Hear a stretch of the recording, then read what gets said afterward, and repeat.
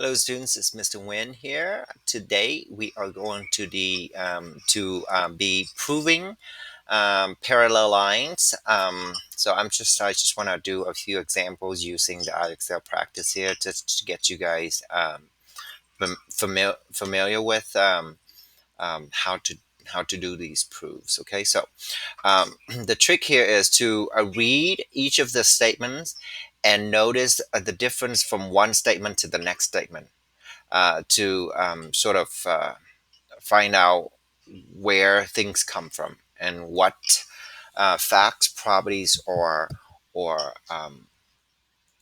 uh, theorems um, that you can use to back up the support. Okay, so we are supposed to be proving two angles are the same or congruent, right? So we're going to be marking these angles right here, TUX, okay? I suggest you do the same thing. Right here, there's one angle. Oh, let me change the color. It's not showing very well. So that's angle TUX, and we're supposed to prove it congruent to UXY. So UX, oh, Y, where's Y? Oh, Y, UXY. So this right here. Okay, so if you learned from last time, these two triangles are known as alternate interior angles, right? Alternate interior angles. So how did they prove this? Well, first, the parallel lines have to be given to you. And then you say UXY, that's this angle. You can call it angle 1, okay? Is congruent to SUV. SUV, which is this one. So I'm going to name this angle 2.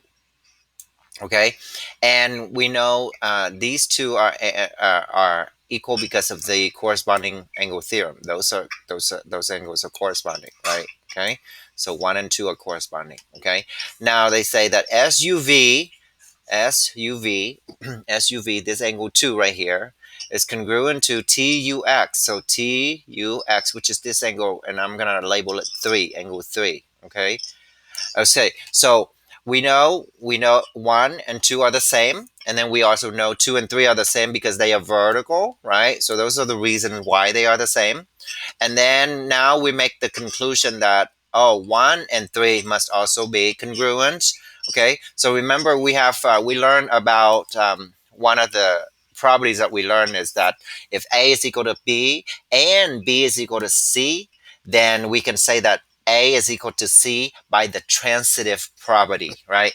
So the reason that angle 1 and 3 are congruent because 2 acts as the bridge that transit 1 to 3, that connects 1 to 3, right? So it's called the transitive property. So I'm going to be looking for that transitive property. Okay, so we have 2 to pick from. So the question is, which one do I pick from? Well, it's very easy because we are proving congruency. We're not proving equal, right? We're not saying this angle is equal to that angle. You can only say equal if it's actually equal to a measurement, like angle 1 is equal to 50 degrees, angle 2 is equal to 50 degrees, angle 3 is equal to 50, that kind of thing. But now we're proving congruent, so we have to select transitive property of congruence, okay? So that's just the difference. You're doing congruence and you're not doing equality, okay? Let me get this box out of the way. Submit. Awesome. Okay, I'm gonna do maybe a couple more and then I'll skip ahead to the next problem, okay? All right, they're giving us 2 lines parallel again. That's given to you. And then we say that XWY, this angle right up here, I'm going to call it angle 1, just to make it easy for me to refer to. That's angle 1. And then UTY, that this angle right here, that's angle 2. Oh, you can see that if these lines are parallel, these 2 angles are corresponding, and that's the reason why they are congruent, okay? That's the reason why they're congruent. And now you are saying UTW, angle 2, is congruent to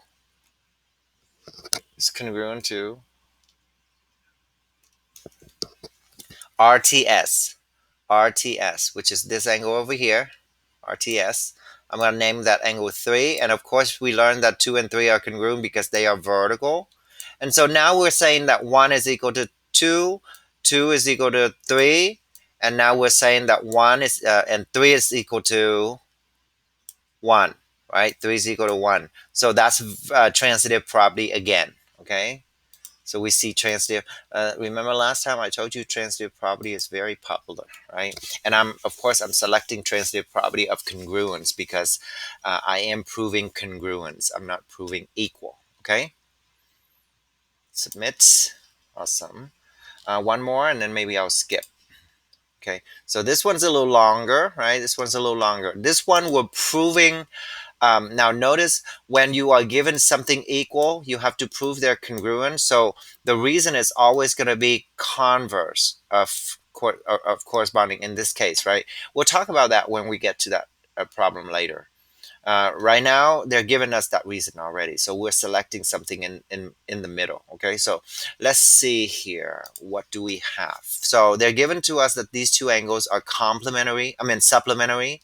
Remember, supplementary, the definition of supplementary is they're adding to equal 180, right?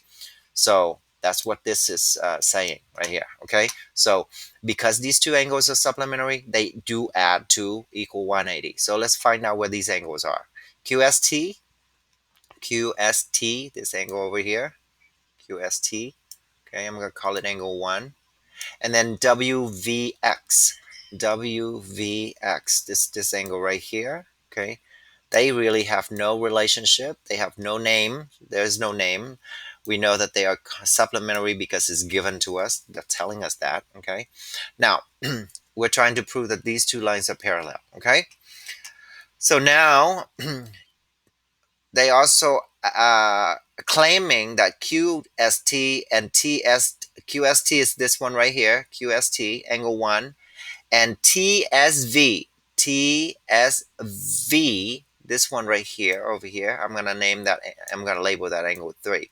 They also claim that 1 plus 3 are also supplementary because of the definition of linear pair, okay? Linear pair, yes, that's what that word is, okay? And we learned about linear pair having a supplementary relationship also. That means they also add to equal 180, okay? So now if this is equal 180 and these also add up to 180, look at this here. 1 plus 2 equal 180, and then 1 plus 3 also equals 180. Now they make a conclusion that 1 plus 2 equals to 1 plus 3. Okay, that is true because instead of 180, instead of this being 180, what did I do? I take this expression 1 plus 3 and I substituted it in here, right? I substitute the 180 with this expression so that I say that they are equal. So that's the reason why you can claim that. You use the substitution property, okay, to say that, oh, instead of writing 180, I could write angle 1 plus angle 3 equal 180, right? But instead of 180, I'm going to write angle 1 plus angle 3 because angle 1 plus angle 3 is equal to 180, okay? And then when they continue this proof, what happened is they use algebra, but you know what the algebra is. The algebra is subtracting angle 1 away. Okay, so we learned this algebra is not just algebra, it's called the subtraction property of equality, right? Subtraction property of equality. Okay, we subtracted the same thing on both sides. This is one of the 9 algebraic properties that we talked about, right? So in IXL, they just call it algebra just to make it simple. But we need to realize that it is subtraction, okay?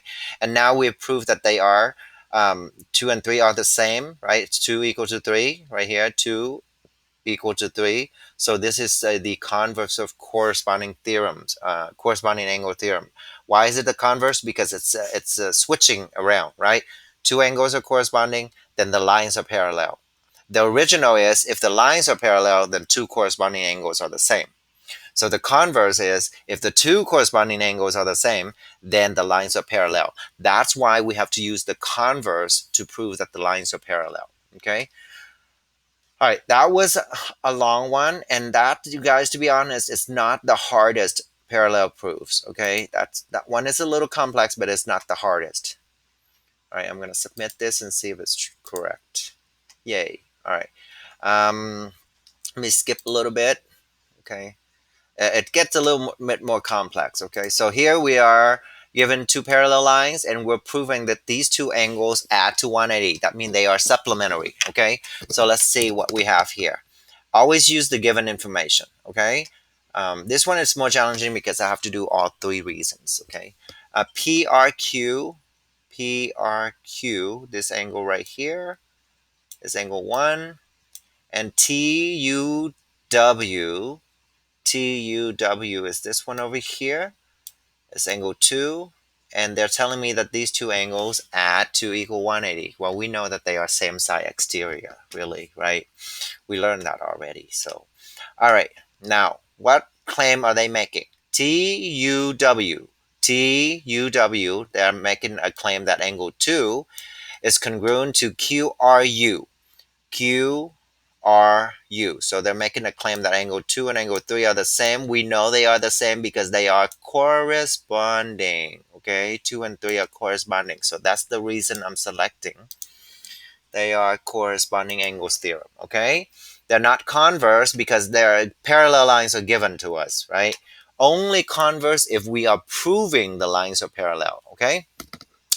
All right, what's next? Next, they claim that PRQ, PRQ is angle 1.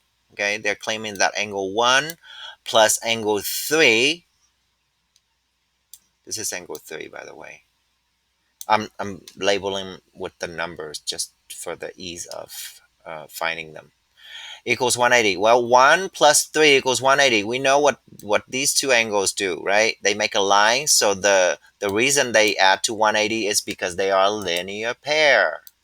Linear pair. Here we go. Linear pair. Okay? And then finally, we make a claim that, look, 1 equals to 3. I mean, 2 is congruent to 3, and 1 plus 3 is 180. So now we can take, instead of saying instead of saying 1 plus 3 equals 180, I can now say 1 plus 2 equals 180 because 2 can be replaced, 3, angle 3, can be replaced by angle 2 because they are congruent. So what do you call when you replace angle 3 with angle 2? We call that the substitution property, right? Because we are replacing 3 with 2 so that we can prove this statement is true, that 1 plus 2, or angle 1 plus angle 2 is equal to 180. Okay, so this is called the substitution property. Okay, substitution property. All right, I have a feeling when you are doing these, you're going to need a lot of support, and it's okay to get the first few of them incorrect. After a while, you kind of figure it out. When you get something wrong, IXL will explain it to you, and make sure you read the explanation. Okay.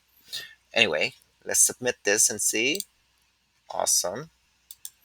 All right, I'm gonna do one more. Okay, when you do this, you get to a 70 or 75. That's pretty good. Okay, if you get to an 80 or a 90, that's considered very good. Okay, and if you get beyond 90, that's considered master. Okay, so let's look at this one. This one is long, and you gotta find where these numbers are. Okay, they're giving us these two angles. TSV. That's really the hardest part. It's the longest part, is finding out where these angles are. TSV, this angle right here. I'm gonna name that angle 1. Okay, and then SVW. SVW is this angle right here. Okay, we know they are supplementary because they are same side interior. Okay, but they're giving us that. Okay, we are now proving using the converse. Okay, because we're proving parallel lines. Okay, and that's why it's the converse. Okay, all right, what else is there? So that's given to us. We took care of that. Now they're saying that angle 1, TSW, right? TSW is angle 1. I mean TSV is what I meant. plus SVW.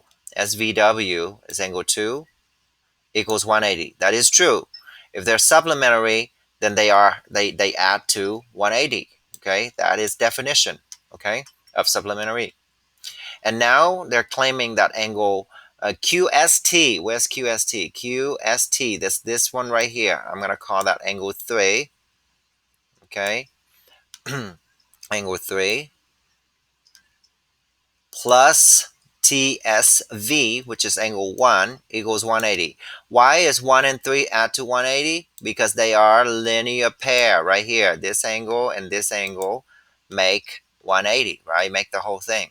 So that is definition of linear pair right here. Linear pair adds to 180, okay? All right, next one. Next one. If you notice that after you make these two statements, they are keeping this the same as this, right? And they're replacing the 180 with this right here. So they're taking this statement number 3 and they put it right here. So that's that when you take something away, when you take the 180 away, right? When you take this 180 away and you replace that with this statement over here, that's called substitution. Okay, we're substituting something in for something else. There we go. Okay, and that's all I have to fill out for this part. And I'm gonna hit submit. Awesome, terrific. All right, this one. All right, this one is the whole thing. I'm gonna do this one as the last one. Okay, this is my last example. PRQ. PRQ is this angle right here. Okay. VUW. VUW is this angle out here. So I'm going to call that angle 1 and this angle 2. 1, 2. Okay. Why is angle 1 and angle 2 equal to each other? Why are they equal? Why are they congruent? Actually, we're not proving equality. These are alternate exterior angles. So these lines are parallels. These are alternate. This is why I told you guys to really know these angles and know them by their names, right? Know them by their names. So these are alternate exterior angles. Where are they? Alternate exterior. Where are they? Oh, wait. That's given to us. Never mind. The first reason is always given to us. It's right here. What am I doing? They are given to us. That's given to us. Never mind. Almost made that mistake. Okay, let's look at the next angle. Angle 1 right here. That's PRQ. And then SRU. Where is SRU? SRU is this one right here. I'm going to call that angle 3, okay? And they're making a statement that says angle 1 and angle 3 are congruent. Well, you know why they're congruent? They are vertical angles. So I'm going to select vertical angles theorem. Where are they? Where's vertical angles? Here we go. Vertical angles theorem, okay? Because they're vertical, they're equal to each other, okay? Now, what kind of statement am I making?